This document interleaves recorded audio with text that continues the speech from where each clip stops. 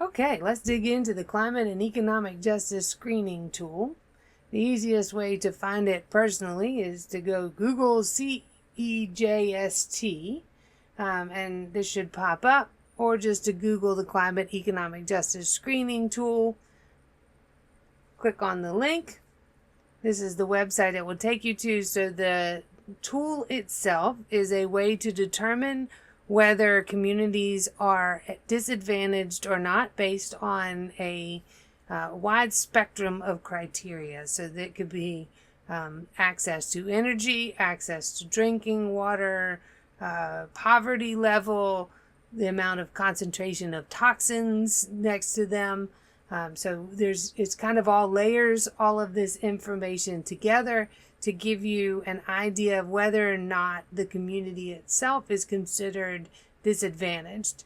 This becomes incredibly important when you are talking about federal or state funds, specifically with the Infrastructure Reduction Act or Recovery Act and some of the other big federal funds that have come out in the last couple of years that have really dug into disadvantaged communities. This is going to be the impetus for determining whether your community is disadvantaged or not. So we've been focusing on Atlanta, Georgia. So we're going to put Atlanta in here, press turn, let it do its thing. There we go. Now this has a lot of information on it, so you might have to be a little bit patient as it pulls up information. So here we go. You can see if it is gray, it is disadvantaged. If it is not, it is not. If you've looked at any of the other videos, part of this series, EPA and the environmental justice screen, you've seen a lot of red in this lower part of the Atlanta Beltline area. So it shouldn't be a huge surprise that when we click over here, we find out that those are in fact disadvantaged communities. Now I have clicked on one census tract. All I had to do was hover over and click on it, and it will pull up information about that census tract for me. So this is Fulton County. Our population is just about 5,000, 98% Black or African American, and our average age is 10 to 64 with 19% children under the age of 10. This, yes, is a disadvantaged community, and we can scroll down to understand a little bit more about why. Not a huge surprise that there's not expected agricultural loss rate. There's probably not a decent amount of agriculture in downtown Atlanta, but it is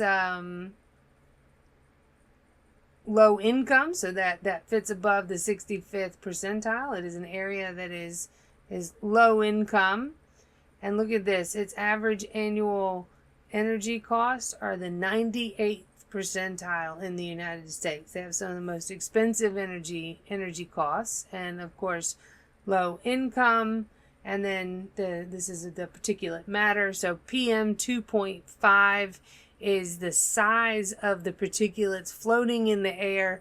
There are many different contaminants that become a source of particulate matter, but none of them are great for you to breathe into your lungs. Here we go. So asthma. So this is in the 96th percentile in the nation for the number of people that have asthma. Diabetes, 98th percentile. Heart disease, 95th percentile. Low life expectancy, 99th percentile. And again, low income. Same with housing costs.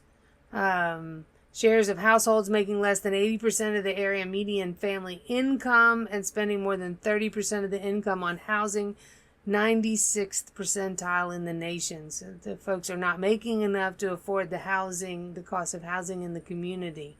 The good news is that it's not super high with lead paint. That's always great. Legacy pollution, so there's not a lot of legacy pollution in the area. That's great. Transportation barriers are a big issue for this community. So 94th percentile in the nation for the amount of time that it takes for them to travel from one location to another. And that becomes really important for work. And then our last one, so the blue means that it fits into a disadvantaged category. Low median income, 98th percentile. Poverty, 96th percentile. 98th in unemployment. So there's a lack of good paying jobs in the area, or the ability of people to get those jobs. And 23% of the community has less than a high school education. Those are pretty disturbing numbers, unfortunately. If you are interested in using this tool outside of what we're looking at here, you can go to the downloads. You can download just your community data. You can download your community list data. So this is your Excel spreadsheet. This is a CSV. We'll play with some of these in a little bit. And then this is the shape file. So we will actually come back and pull this shape file in later. But if you're going to use ArcGIS or any of the GIS mapping, shapefile is usually the easiest thing to do. This is a relatively easy one to download because if you click shapefile, it will immediately begin to download because it is not a huge amount of data that needs to be parsed out. We will do that once we build it into the mapping. But this is your climate and economic justice screening tool. Again, this is a very valuable tool for determining whether or not the federal government deems your area as disadvantaged or not. The last thing I will say is that many states are taking this tool and building on it and adding other components because there are areas where this tool is not fully recognizing the breadth of the disadvantaged of some of the communities, and so a lot of this is being kind of finalized or played with and changed up by the individual states as they try to wrestle with this information as well and try to deal with how we need to move forward to recognize the disadvantaged communities and what steps we need to take to ensure that they are receiving the resources and not continuing to receive the disproportionate burden of pollution.